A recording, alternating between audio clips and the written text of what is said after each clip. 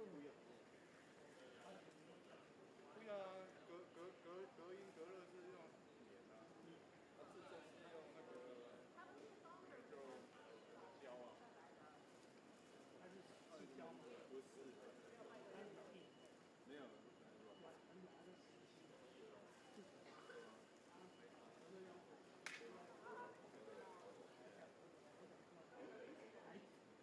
对。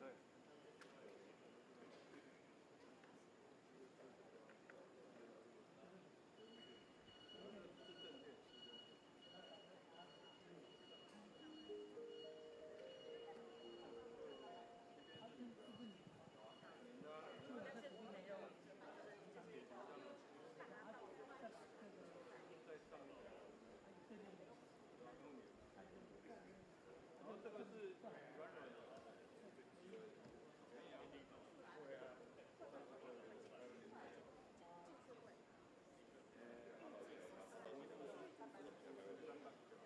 啊。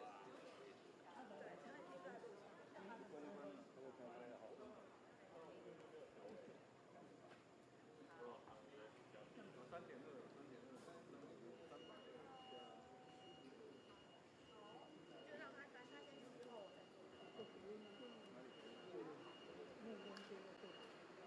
这没有用啦，你要买汽车为什么要这个？对，这样就够了。但是你房子的隔音要更多。没有。好建议哦。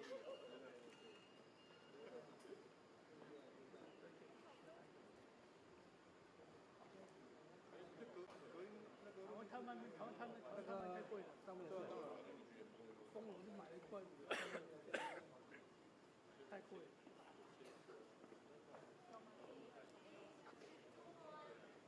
哎，你知道昨天那个他说他去给他估价10万块。对啊。你有刚才跟你讲？没有，他没跟我讲。说台中一个10万块，我说就随便做一做就好，你要需求不大。就踩一踩就好了。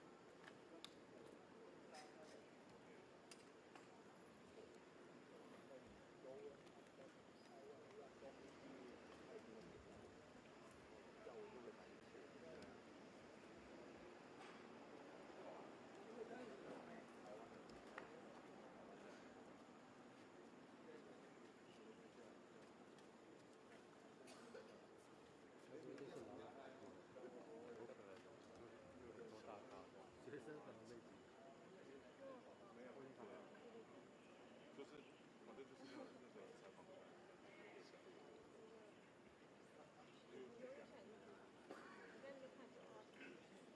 他们骑右拜头那些都会。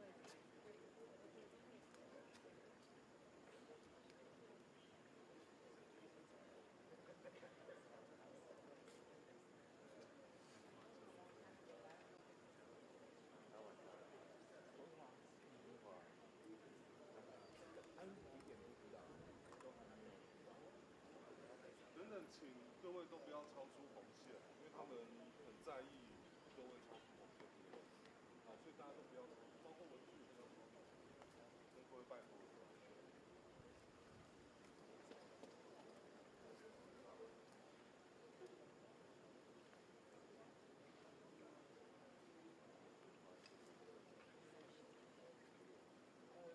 文华他两个做法，去年也在文华，那去年他是直接提早，所以说他就说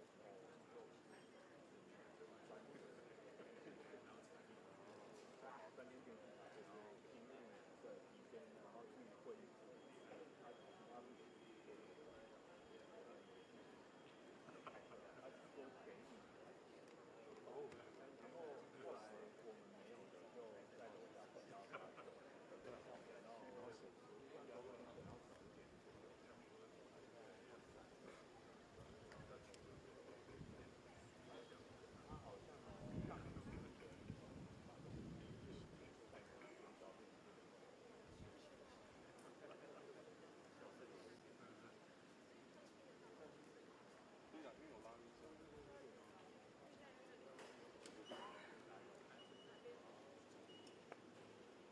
哪个位置？这边这里。可以。如果他要受访。对，如果要受访。这里。OK 哈，OK 哈。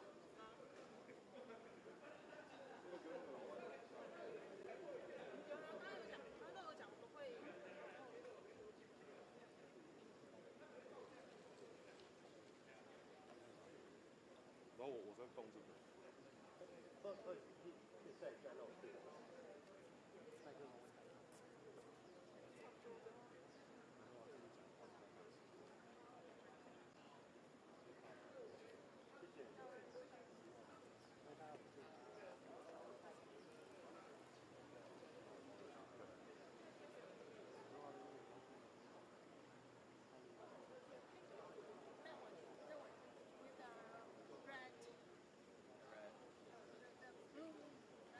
Oh, okay. I see what you're saying. I see what you're saying. Oh no! Don't tell him that. Oh.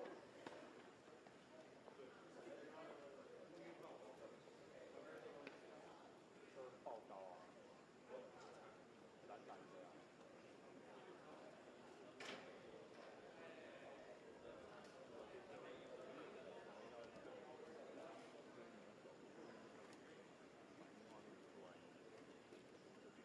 讲话的，但是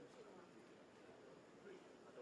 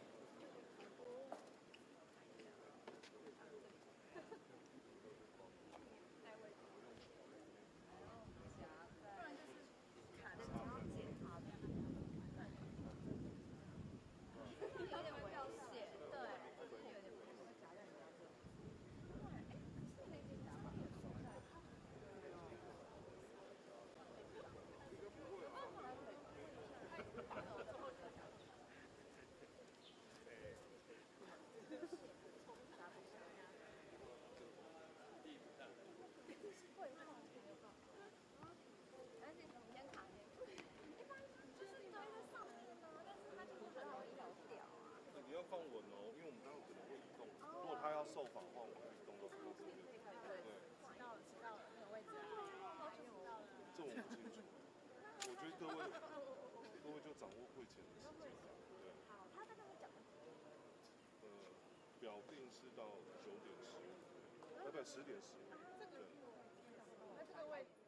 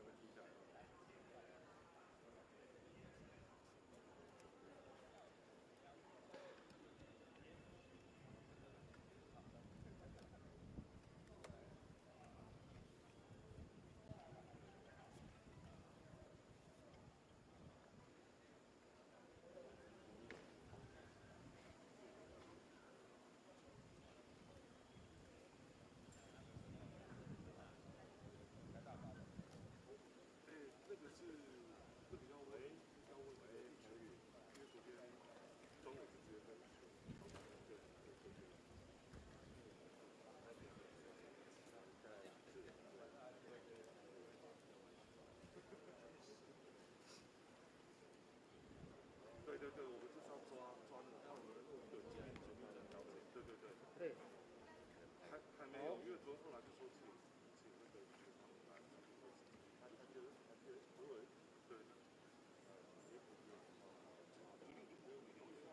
他等一下在那边讲，如果没有会比较对，会到后面，他不会。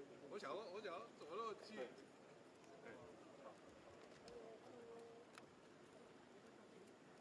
我刚才放直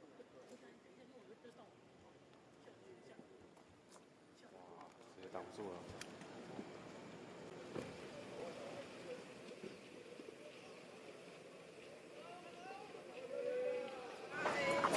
How's everyone?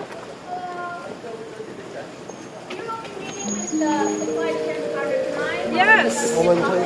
It's great to be in Taiwan. Oh, please. Okay. Hi. Nice to meet you. 你好。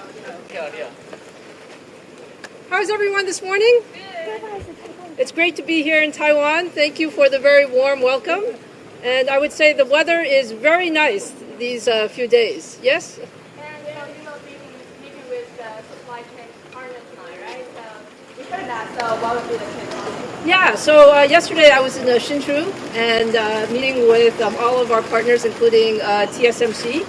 And we have, as you know, a great partnership with TSMC. So we had some major milestones, including our first 2-nanometer chip, our next generation server processor, Venice, has been very successful. So we wanted to thank CC and his team for that.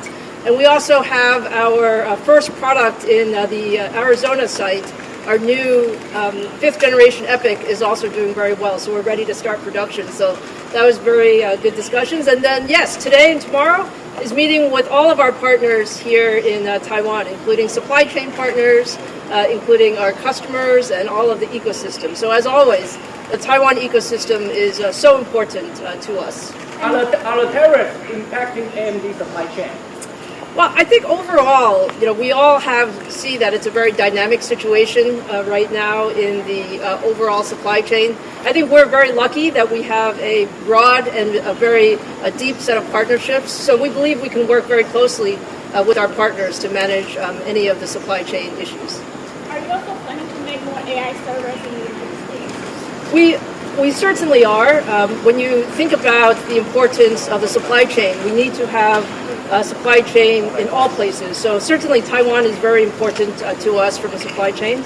And also in the United States, we just completed our acquisition of CT Systems, which is a leading supply chain AI server capability in the United States. So yes, we are also expanding our US capability, both from a silicon standpoint as well as a server standpoint. And as a global chips industry, then we heard that NVIDIA are gonna have a new collaboration with like TSMC and like with Tron. And so, in the AMD have any new plans? We have many new plans. I think the most important thing is, again, the supply chain in semiconductors is very, very complicated. We have so many steps throughout the supply chain. And from AMD's standpoint, we want to have a very resilient supply chain. So Taiwan continues to be a very important part of that supply chain. But the United States is also going to be important, and we're expanding our work there, including our work with TSMC and other key supply chain partners. Can we see you at Computex 2025? Or can we have any new surprise from AMD? There's many new surprises always. So we're getting ready to launch our new next generation AI chips MI350 series. So you'll hear more about that from us in June timeframe. And always, we think that the Taiwan ecosystem is so important for AMD. Today, I'm very happy to be at Taiwan University. I think President Chen invited me several times, so I'm happy this time I can actually make it. Thank you very much. So, thank you very much. Thank you. Thank you. Thank you.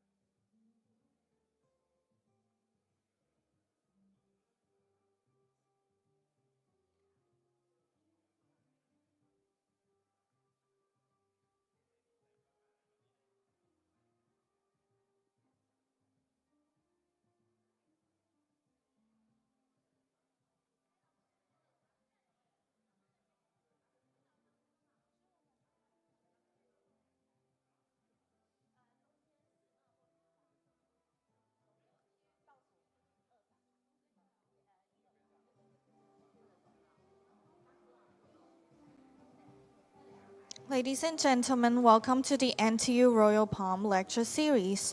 各位先生女士，欢迎莅临台大椰林讲座。Before we begin, here are some housekeeping announcements. Firstly, due to the large numbers of attendees today, we kindly ask those arriving early to take seats toward the front and center of the lecture hall. 演讲开始前有几项宣达事项，请各位贵宾协助配合。本场讲座报名踊跃，请先到场的观众集中入座。Civil servants can register for government employee lifelong learning credits, and students can link this learning record to your e-portfolio system. Please find and scan the QR code at the entrance of the lecture hall. 如需公务人员终身学习时数登记及学生学习历程登记，请扫描出入口的 QR code. We would like to kindly remind all attendees that video recording and interviews are not permitted during this session. Thank you for your understanding. 提醒各位与会者，本场讲座不开放录影与采访，敬请见谅。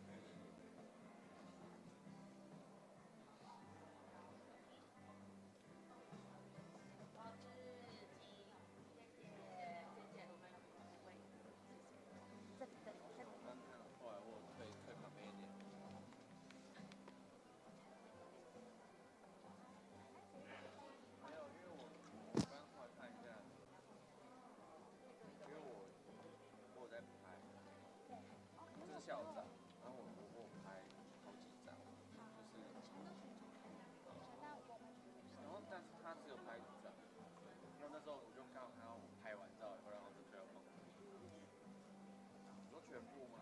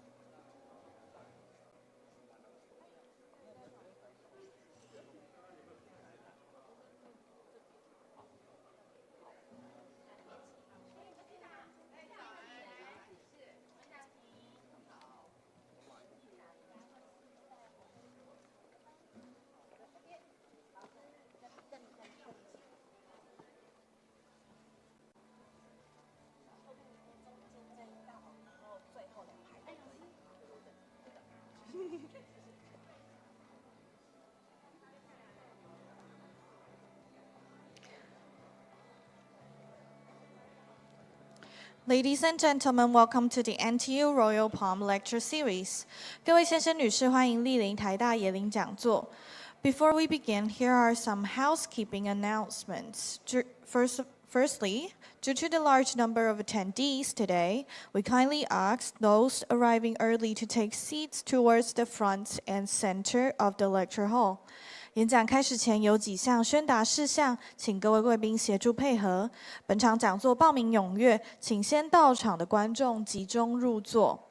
Civil servants can register for government employee lifelong learning credits, and students can link this learning record to your e-portfolio system.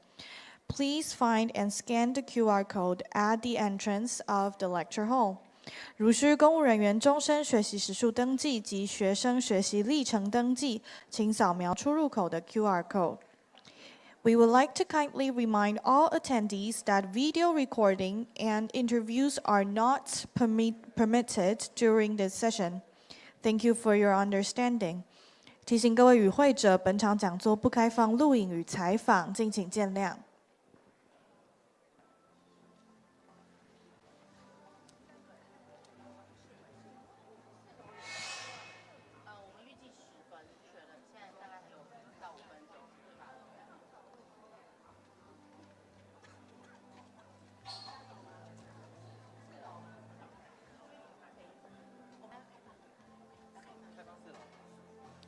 现在也开放4楼的观众席可以入座，如果需要位置的话，可以到4楼。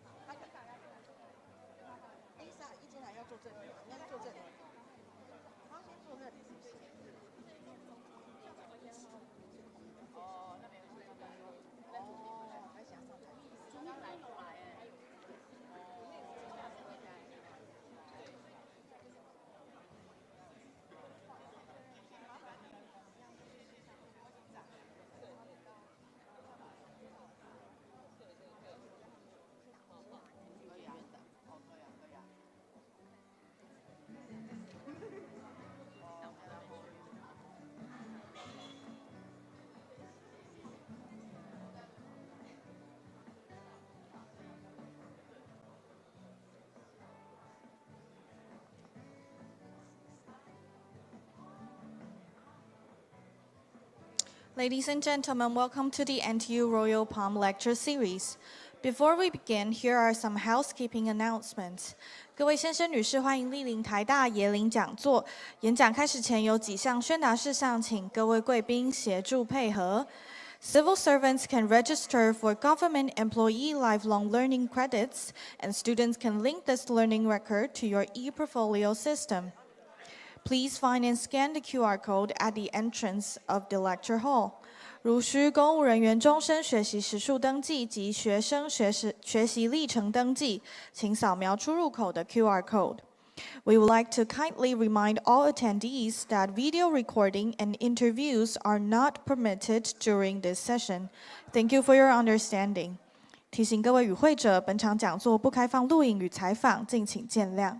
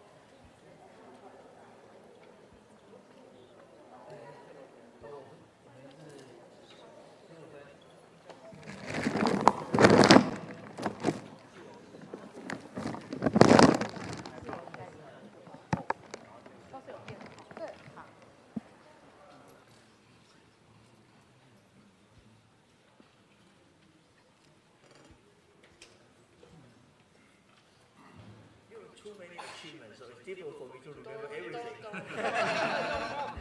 Not very easy for me to remember everything.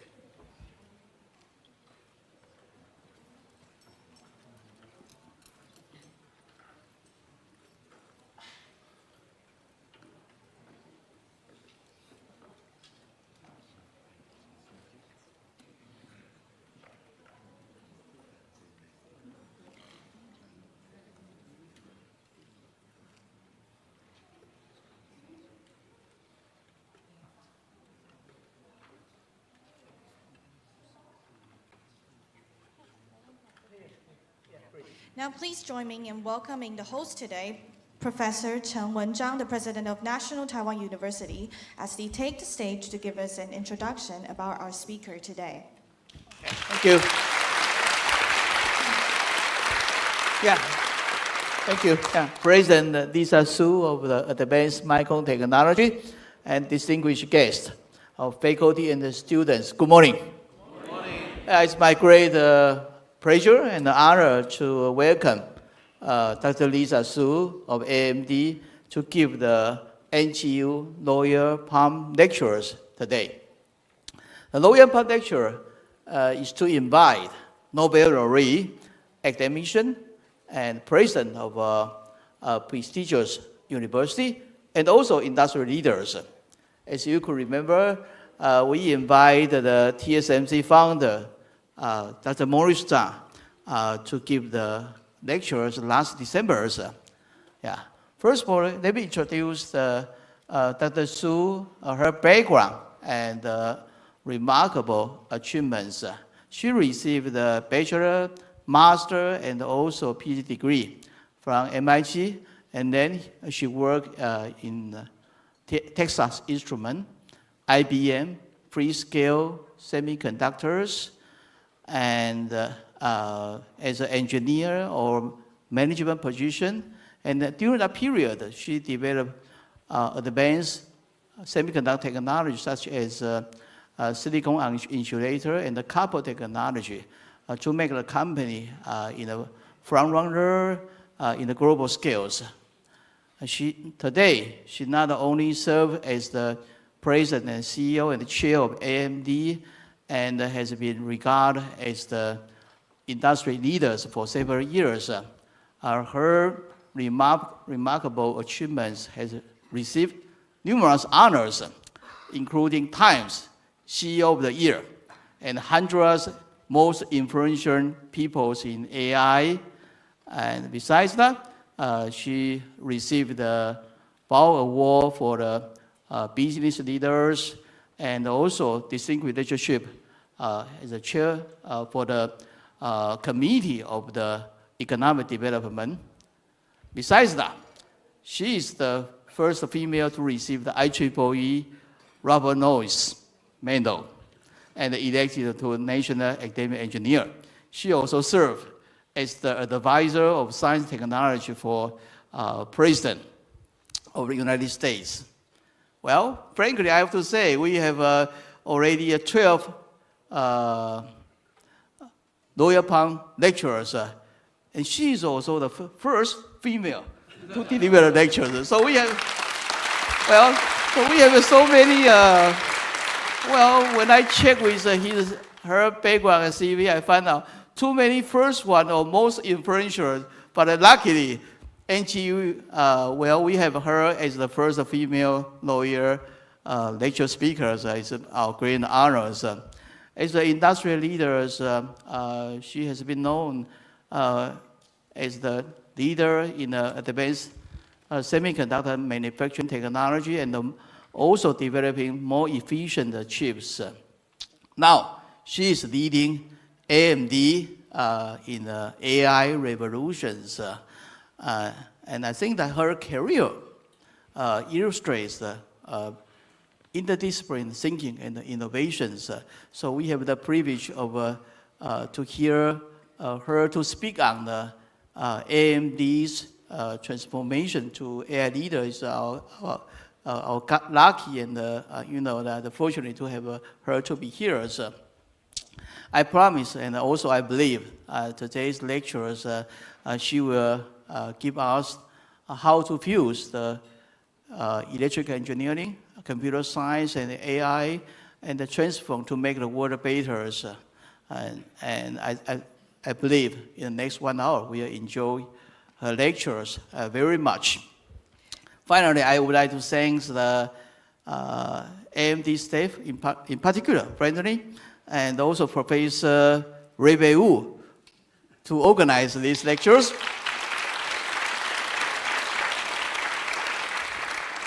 And please join me to welcome Dr. Lisa Su to give the speech and also speak on in the case of the AI, the AMD transformation to AI leaders. Thank you. And we have a quite different, speech or speaking on her topics, because when I check with the audience and the pre-registered audience, their questions, there are too many. Actually, when we make an announcement on her visiting or speech in NTU, and we limited to 500 audience in these lecture rooms, and it was all registered in about 1 minute. Therefore, too many questions, so I cannot ask her to answer all the questions. As you just walk into a lecture hall, you can see that there is another room in the third floor.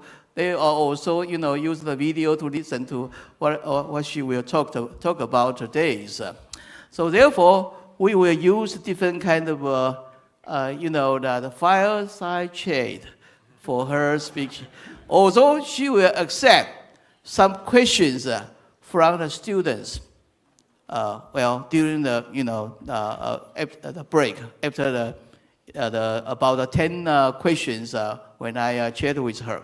Okay, and finally she will accept some other questions, and also that I think she's very easygoing, as you can see when you walk into the room. So probably after the lecture, she could speak with some students and take photos. So that's today's lectures. Okay, thank you. Wonderful. Thank you. How is everyone this morning? Yeah. So, first of all, President Chen, thank you so much for inviting me. Actually, you invited me several times to come to NTU, and I was honored every time to come here, but sometimes when I come to Taiwan, it's very, very busy, and especially around Computex timing, it's always very busy. So this is actually a great time that I can visit, and thank you for the warm invitation, and Professor Wu as well. Thank you so much. It's really my pleasure to be here to meet all of you very talented students, and you make me feel very old, but hopefully I can give you a few stories for your career. Okay, sure, please. Yeah, so well, anyway, I will have some questions for you first about that 10 questions initially, and after that we have opened to the audience for the students' question, okay? The first question is that AMD has evolved from a CPU-focused company into a powerhouse across CPUs, GPUs, and adaptive computing. What were the keys, base, or turning points that drove these transformations? Yeah, please. Yeah, so maybe let me ask for the students. How many students here are electrical engineering and computer science? Yeah, please raise your hands. Please raise your hand. Okay, and then how about medical field? Not too many. So maybe I should say, my background was in electrical engineering and computer science. So that's where I went to school for MIT for bachelor's, master's, and PhD. And my specialty was semiconductor devices. So when I was a young student, that is what I studied. Now, for AMD, I've been in the semiconductor industry for over 30 years. And what you find is that the technology moves so fast. So for AMD, I've been with the company since 2012 and CEO since 2014. And probably the most important thing with any company is to decide what do you want to be when you grow up.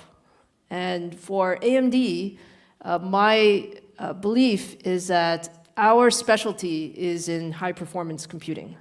And high-performance computing is really at the center of all of our lives today. I'd like to say that AMD's technology touches billions of people every day, whether you're talking about cloud data centers, or you're talking about anywhere in the edge of the network, or you're talking about PCs or automotive or industrial. You probably can touch some of AMD's technology.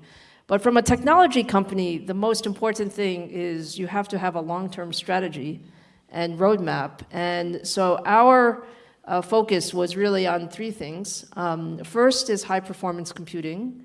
The second is to have really excellent partnerships. So TSMC is at the center of our partnership overall. And then the third piece is that the semiconductor industry is changing. And many of you have heard that Moore's Law is slowing down and changing.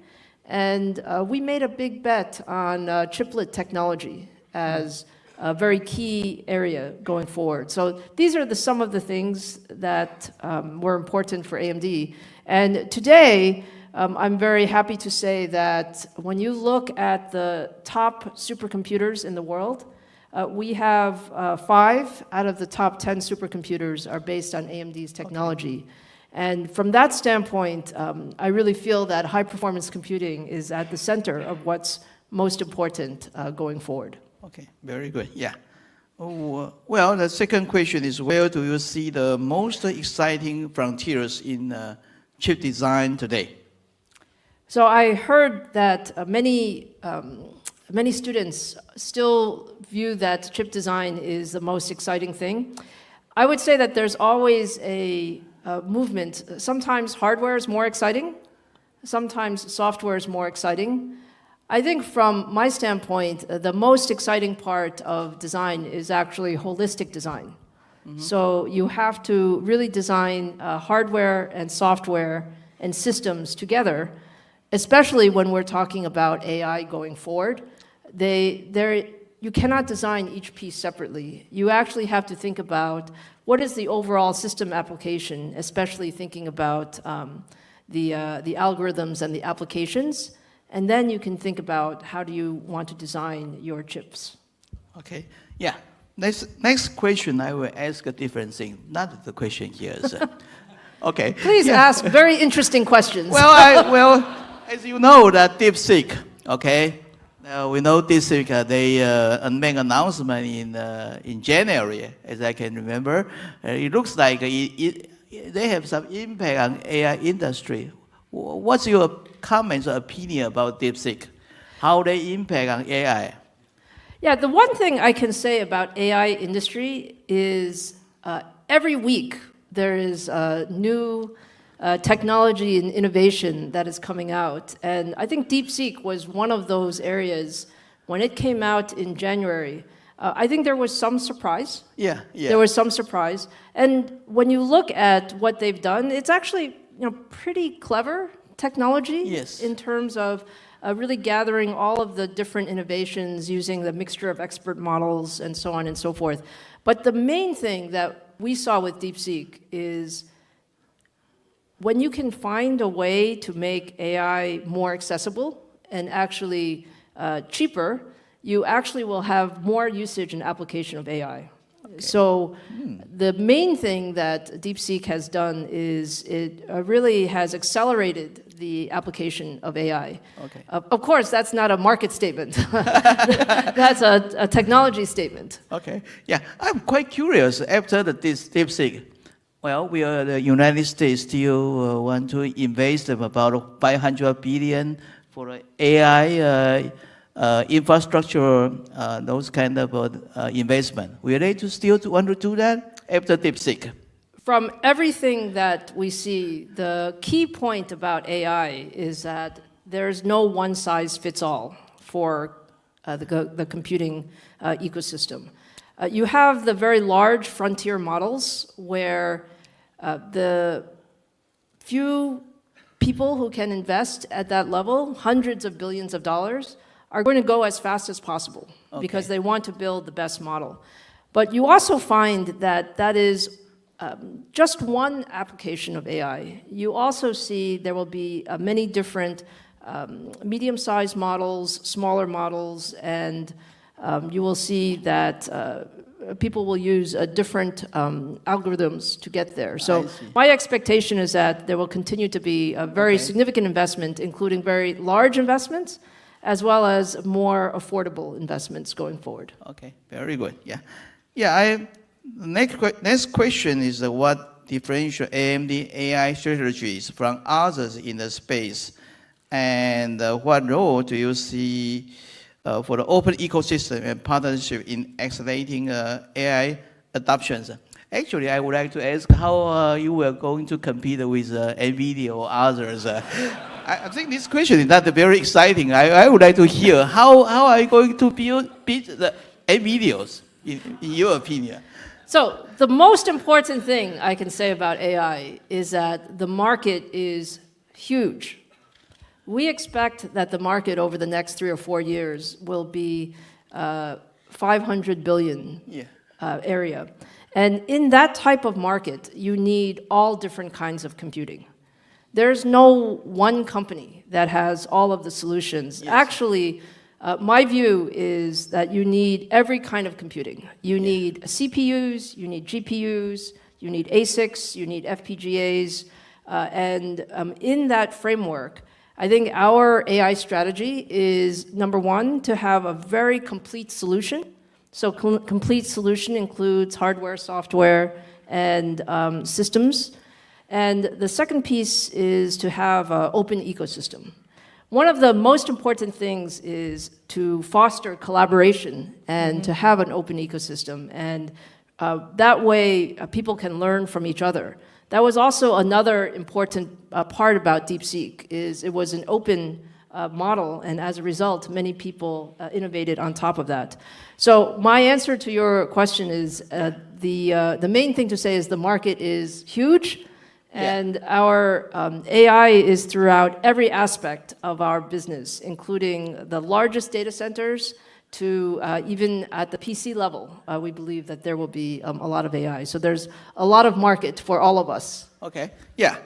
Well, the next question, actually you already answered the core principle or priority that guide your company through the AI transformation. So I would like to ask you another question is, what's your suggestion to Taiwan, to compete in the future AI technology?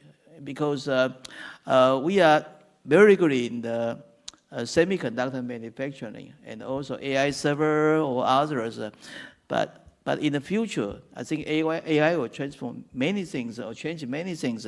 What your suggestion to Taiwan? How we are going to compete with the world to maintain the advantage right now? Yeah. So I think the Taiwan ecosystem is very special. And when you look at the Taiwan ecosystem, starting from the TSMC ecosystem, which really has built this incredible manufacturing capability, and then including all of the ODM, OEM ecosystem, manufacturing ecosystem, design ecosystem, and I think more investment on the software and system side will come in. From an AMD standpoint, we're very proud of our team here in Taiwan. It's a very important piece of our overall R&D. But the other thing I would say is, in this world today, the ecosystems are very interconnected. And from a United States standpoint, I think we do rely on a lot of the Taiwan manufacturing ecosystem, and trying to build resilience into that ecosystem is important. Okay, yeah, I see, yeah. Yeah, I think the next question is that, I think your family and education is very important to your early life and also your careers. Could you talk a little bit about that? And also is that connected to the very difficult period for you to turning AMD to become the world leading company? Yeah. So do you think President Chen should go from being university president to talk show host? I hope so. In that case, I can make more money. So I'm very, I think, happy to say that I was born in Tainan, and my parents immigrated to the United States, and as you can imagine, that was a very big move for them. Yeah. And when we went to the U.S. as a family, I think the key part that my parents always instilled upon me is education is so important. So for all of you in school, I remember when I was in school at MIT, yes, I very much wanted to finish school. So after my bachelor's degree, I actually thought I should finish school and go to work. And my parents said, no, Lisa, you cannot do that. They strongly suggested I get a PhD. And at the time, I was very impatient, very impatient. I was like, oh, school is enough, it's enough. Maybe some of you feel the same way. And the truth is, my parents were right, because what you get from your university and your graduate school is really an opportunity to learn many different things and to build the confidence to really solve the future problems. So even though I was not happy with my parents at the time, I think they were absolutely right. And as the experience to be CEO of AMD, I would say it was kind of my dream job to start from a semiconductor engineer to become a business person and then become a semiconductor leader. but it was not easy, especially in those early years. Yes. And my parents and family have always been very supportive of that. And I'm very lucky in that way. I see. Yeah, I'm just curious. The problem is my father, Yeah, right? I know. That's a problem. Yeah.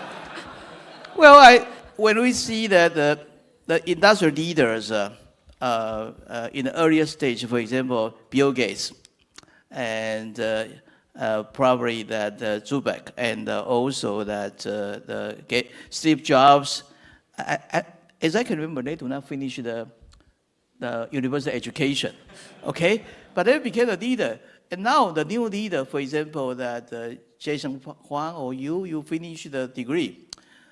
Well, what's your comments on that? I'm just curious. Why the previous leader they did not even finish the university education, but now the new leader, they finish the education. What's the difference on that? My thinking is that there are many different kind of leaders. Many different kind of leaders. And we have a lot of respect for all kinds of leaders, but I truly believe that the university education is so helpful. Like these years that you're in the university is really the best time to learn and to decide what you enjoy the most so that you can decide your next step in your career. Okay, yeah, I see. Well, the next is... Maybe I should ask you, what do you think, President Chen? Well, I think in Taiwan, you have to finish the education. In the United States, maybe not. Okay? Because actually, in Taiwan, the education system and also job system, you have to finish the degree. And also from the parents, the Chinese-based parents usually ask the kids needed to finish the degree. Okay? My other question is, well, it's a little, personal. I know you and Jason you are the relatives. Do you exchange the idea the idea on the running the AI company, or you run individually? Have you ever exchanged the idea with him? I'm sorry. Yeah. First of all, I have tremendous respect for Jensen. Okay. Tremendous respect. I think as a founder of NVIDIA, he has really built an amazing company. I would say that we run independent companies, though. So probably as a semiconductor industry, we do have a semiconductor industry association in the U.S. Where all semiconductor companies are there, and together in that forum, we would exchange some ideas. Okay. Yeah. Well.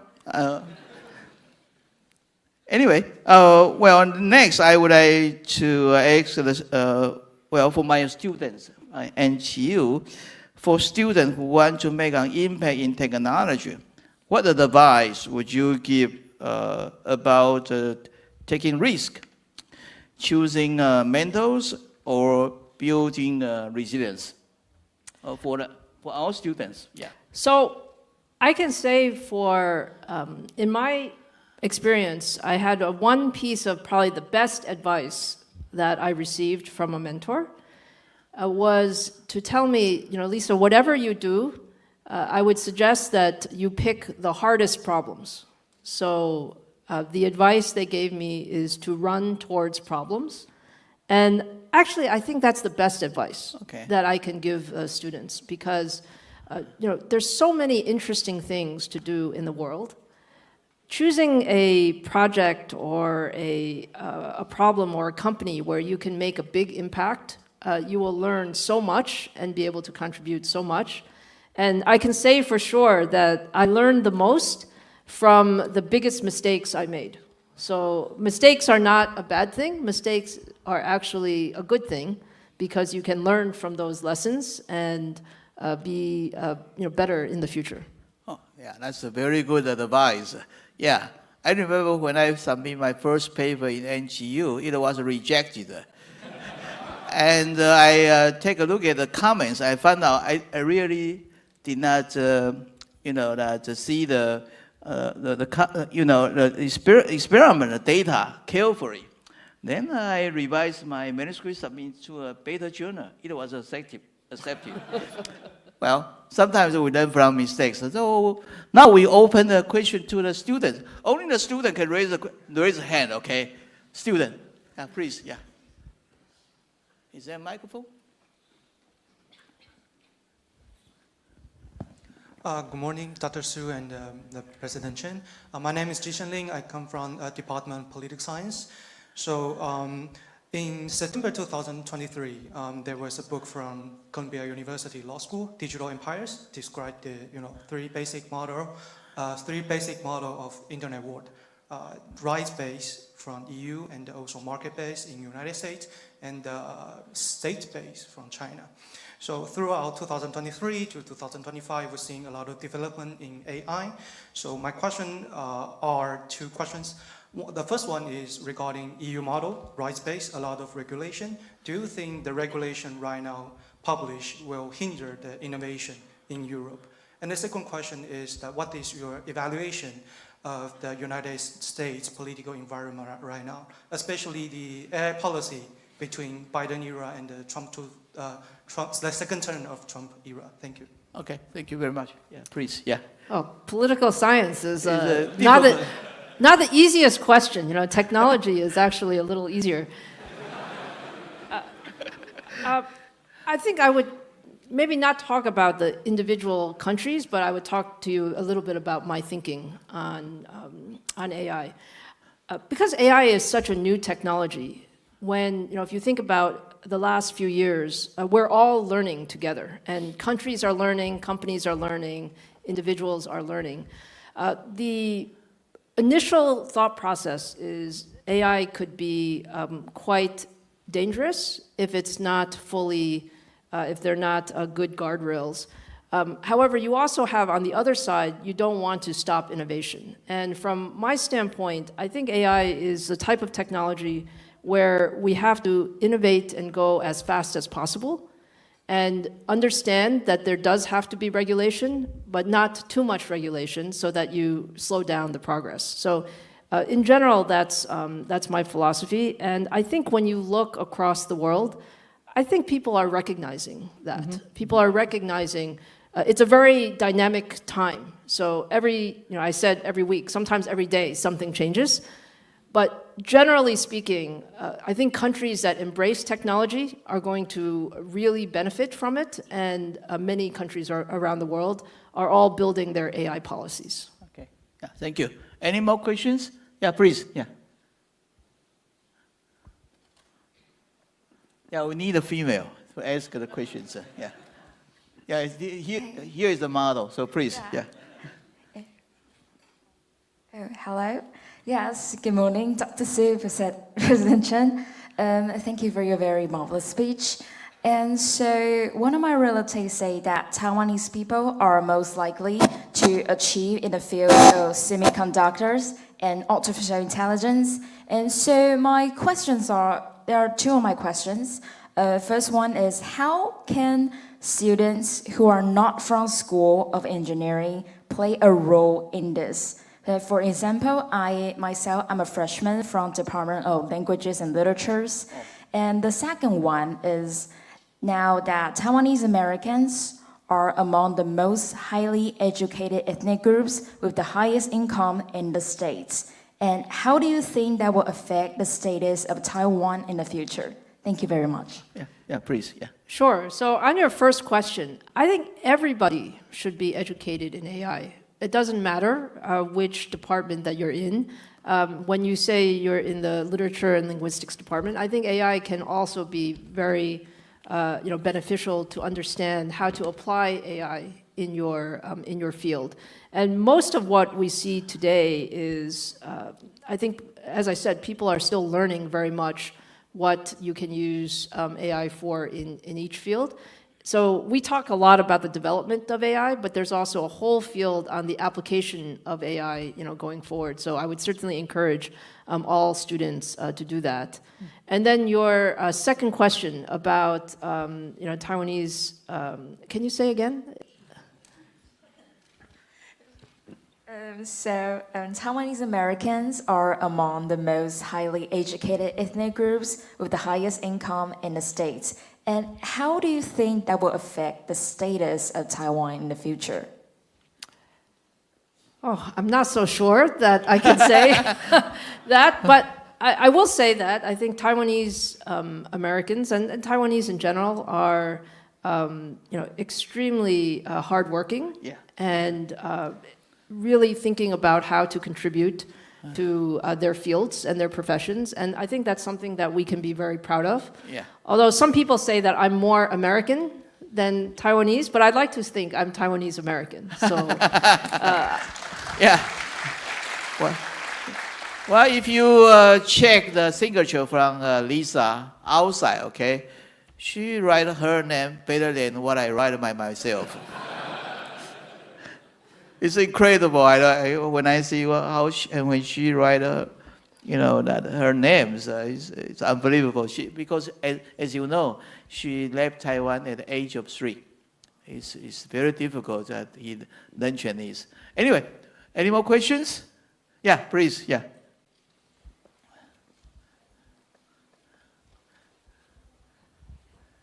Good morning, Dr. Lisa and President Chen.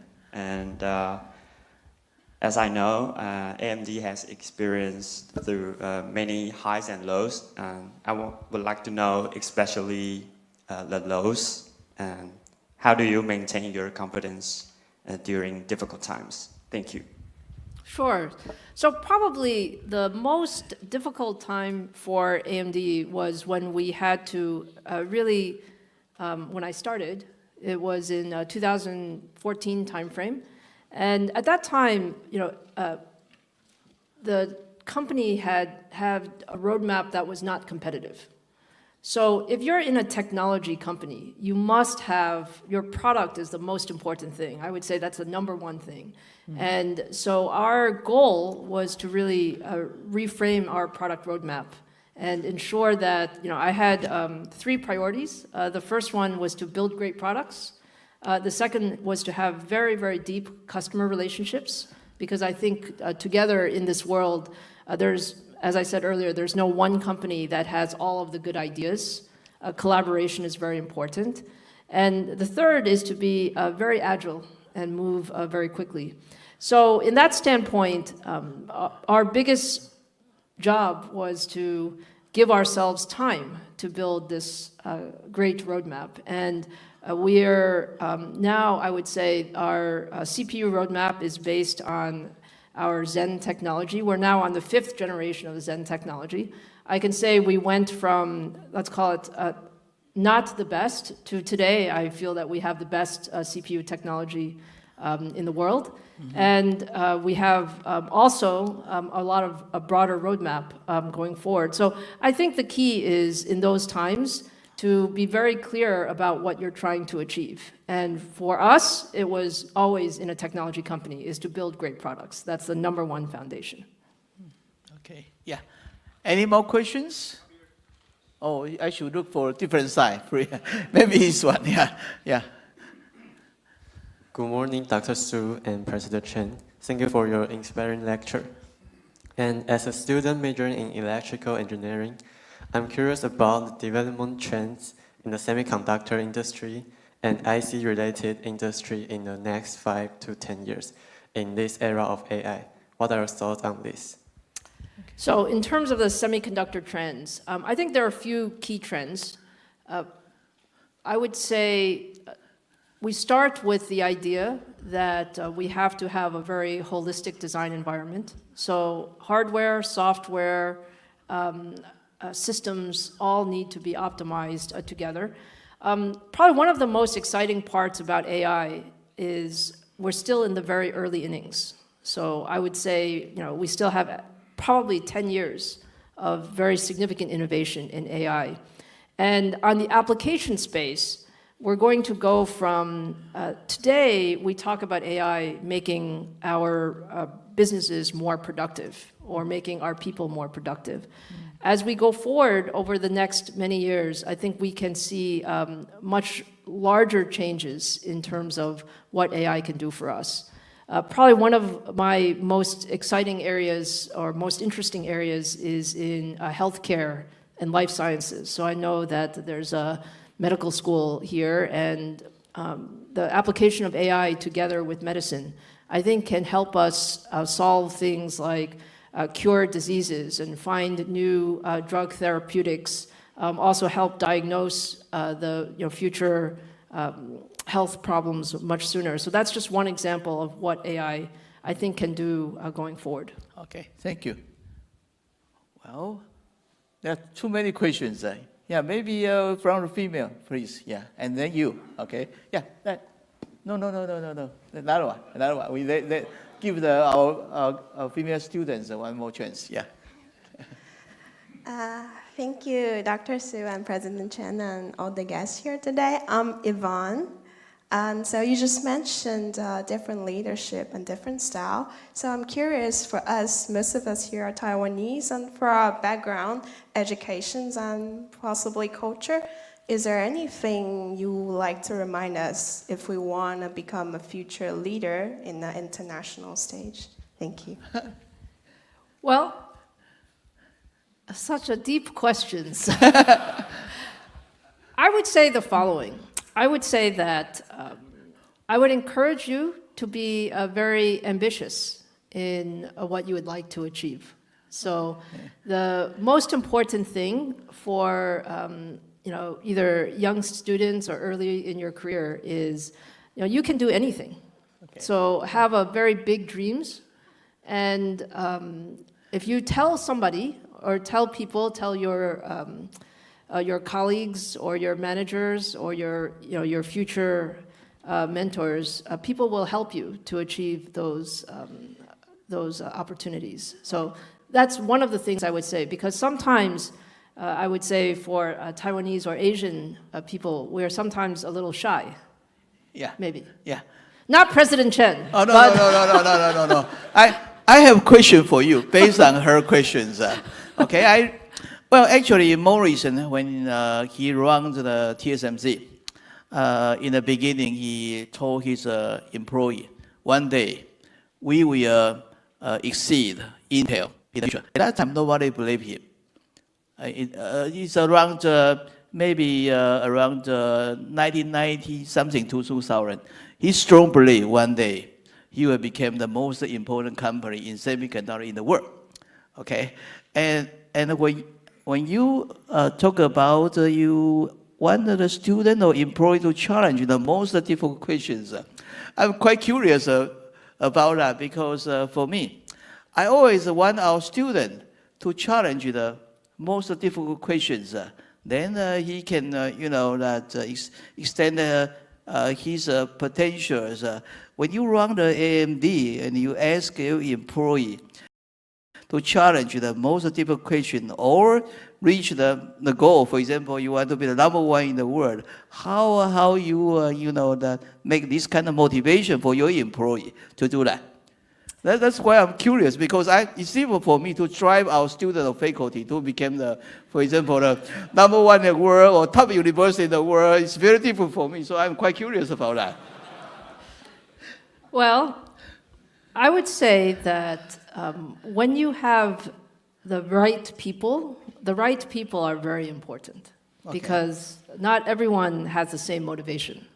Some people are motivated, for their project. Some people are motivated to start a company. Some people may be motivated for other reasons. At AMD, we try to have the right people to build that team. And for our engineers, back to this question when we started, we wanted to build the best. That was our ambition. But we also thought we should be very realistic, that you cannot go overnight from not competitive to be the best. So you have to build a plan to do that. And I think that's what we were able to do. But engineers basically love to solve problems. Okay. We have to give them good problems to solve. Good objective and a good plan. That's right. Then how about incentive? I remember Jason Huang, when his company is small, he always say, "Oh, one day our stock price will become hundreds, and he will blah blah do something." And after that, he became more than 1,000 before he divided his stock. Do you have such kind of incentive motivation to do that when you talk about with your employee? I think we're all motivated by seeing success, and success comes in different ways. Success comes in recognition of the product. Success comes in great people wanting to join the company, and yes, success comes in revenue growth, which leads to market share growth, which leads to stock price growth. Okay. But I do not predict stock price. It's very difficult to predict stock price. Yeah, I like your answer. Actually, we have many other things than money or stock price. Yeah. That's the other kind of motivation to let them become proud of his own company. Yeah, I think that's very important. Yeah, any more questions? Oh, well, maybe we should look this side. Yeah, please, yeah. Dr. Su, thanks for your speech. And I'm a PhD student in political science, and last time Dr. Morris Chang come here and gave a talk, and he mentioned that a PhD degree isn't that important. But however, you hold a PhD degree, so I want to look for your view that the impact of PhD on your career. Thank you. Yeah, well, first of all, we all love Dr. Morris Chang, so he is an icon for everybody in the semiconductor industry. So I cannot contradict him. But my personal opinion is a PhD is actually pretty useful. That's my personal opinion, because you get to work on some problem. During your PhD thesis, you work on some problem that nobody else is really working on in the world, and that gives you a lot of opportunity to explore much broadly than sometimes in a company you become much more focused. So I actually think PhD is pretty useful, but it's different for every person. Mm-hmm. Yeah. Yeah. Well, maybe we. Please. Yeah, maybe this.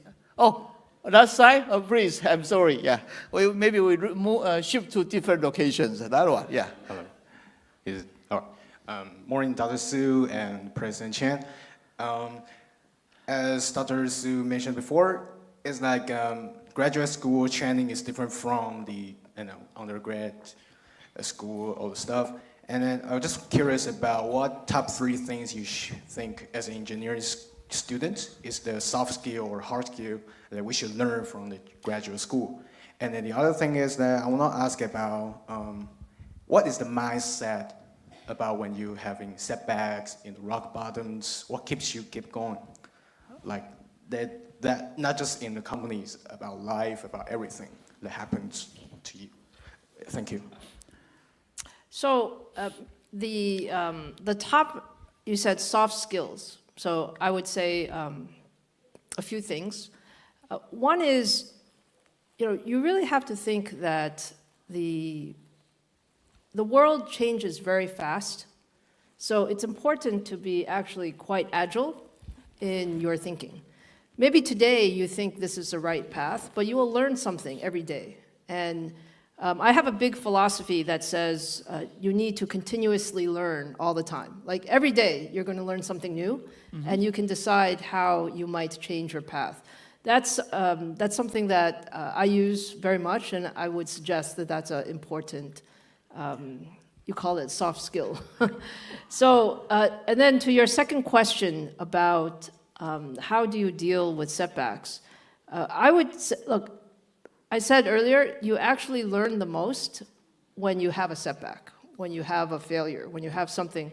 Like I can tell you so many examples of my setbacks, but my advice to you is you can be sad for just a short time. Of course, we're all human beings, right? So if you have something that you're working on that didn't go the way you wanted to, you might be a little bit unhappy, but only for a very short time.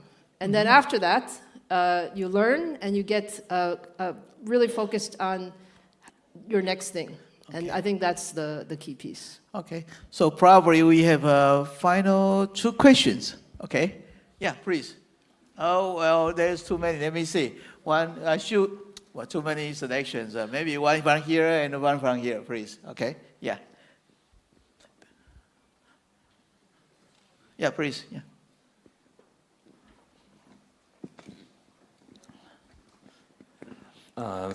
Thank you for your speech, and I would like to ask, when you were students, did you consider yourself a gifted student or a hardworking one?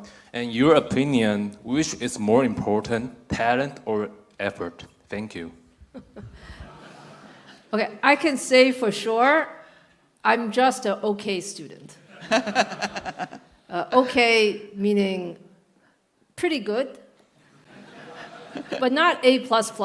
You know, maybe like, you know, sometimes A-, you know, that kind of. I actually think everyone is different. Everyone is different. Yes. And the most important thing is take whatever you learn to apply it in the real world. So I would say that's what I learned the most. Even as my device physics was very, very hard class. I don't know if any of you are taking device physics class. So I thought the written problem is very hard. But working in the lab on a project, I was really good. And so everyone has their specialty. Yeah, very good. Thank you. Yeah, that question I already, yeah, please, yeah.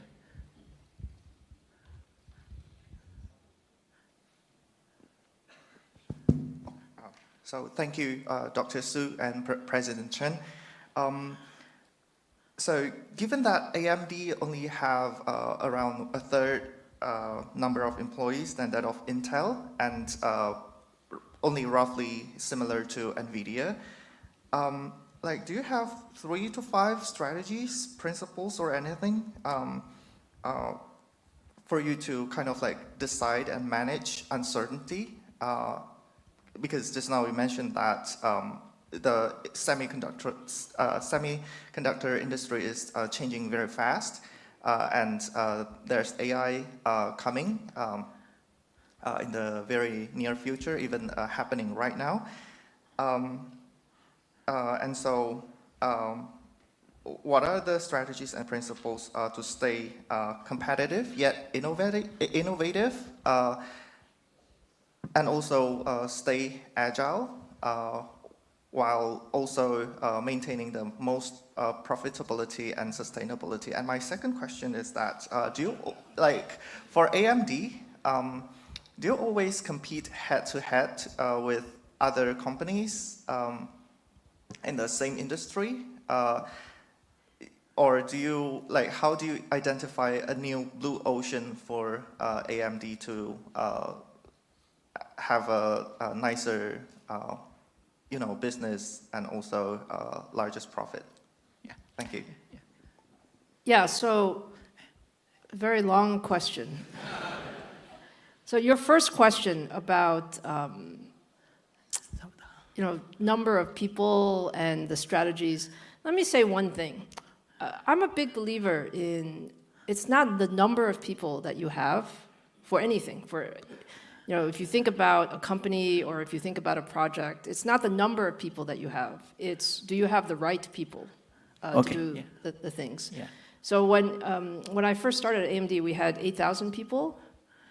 People used to say, oh my goodness, you're so small compared to Intel. Actually, at that time, I think Intel maybe had 10 times the people of AMD. And they said, Lisa, you're crazy. Why are you doing that? You cannot possibly win. And I said, really? Why do you say that? I actually don't feel that way. I don't feel that it's a number of people. I feel that it's the right people with the right project, with the right focus and the right vision. And to the point about how do you optimize, I think everyone has, you know, in your mind what you can see as your path, and every company's path is different. So I think from my standpoint, and you know, maybe since this is the last question, I will make it a little bit broader. We are incredibly lucky to be in this technology field. I hope all of you feel this way, because, you know, we're working on things. What I really enjoy about what we're doing in technology is the technology that we're working on is touching billions of people every day. It is having an impact on people's lives. It will make companies better. It will make your life better. It will make our future healthcare better. It will make our future sustainability better. From all of those aspects, we're very lucky to work on this type of technology. And so we have to find, what is it that we're going to do best? And for us at AMD, it's around high-performance computing. I don't believe that we can do everything.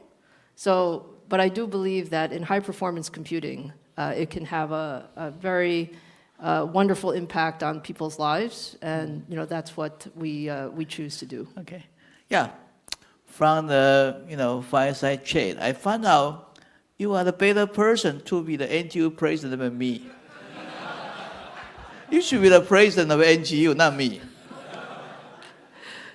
I think you're a great president of NTU. I'm an okay person. Yeah, anyway, because of kind invitation, let's thank Dr. Su for her time to be here. And I think it's wonderful. We all enjoy her talk very much. Okay, so let me present the medal for you. Thank you. Thank you, Dr. Su and President Chan, for the wonderful discussion. Right now, we would like to invite President Chan to present the trophy to our esteemed speaker, Dr. Su. And also, we have a special gift for Dr. Su.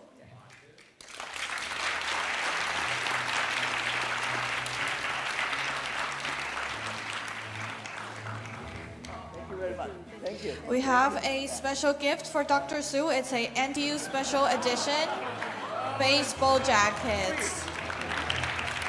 NTU.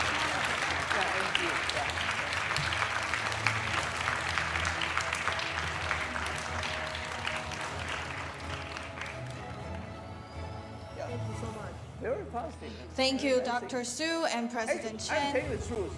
You are better to be the NTU president. I'm a little busy right Thank you, Dr. Su and President Chen. We will now proceed to the group photo session. Ladies and gentlemen, to ensure everyone is included in the photo, please move closer to the middle of the lecture hall. Thank you.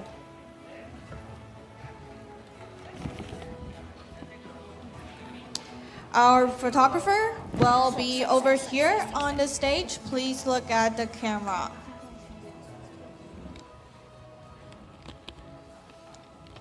Okay, and on the count to 3, 1, 2, 3. We will be taking another one. Please give us 5 seconds of your brilliant smile. 1, 2, 3.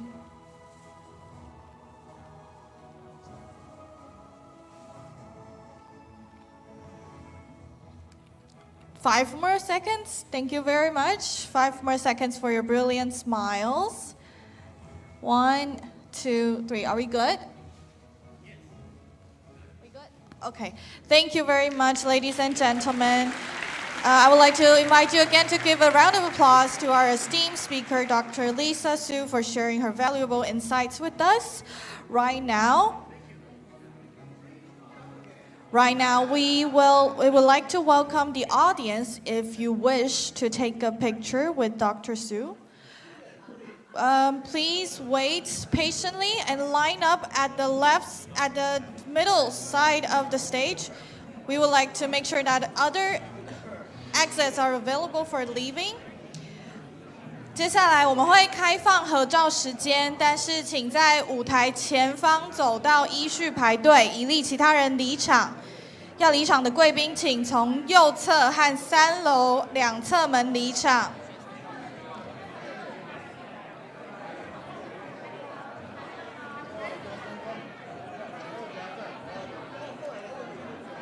不好意思，合照排队的线从这一条开始。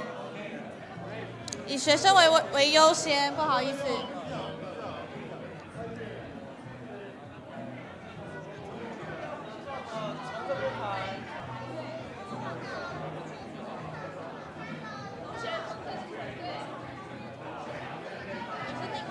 你要站这里吗？要往上排。不好意思，要合照的同学，请因工作人员引导，从定位点开始排队。然后我们开放5位一组拍照。4楼同学想合照的话，请从3楼的门入场排队。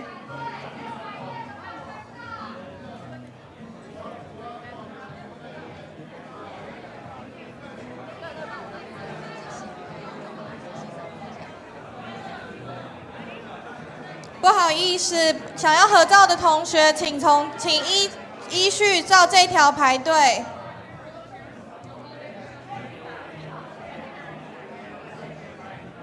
同学，请帮我往3楼那边走。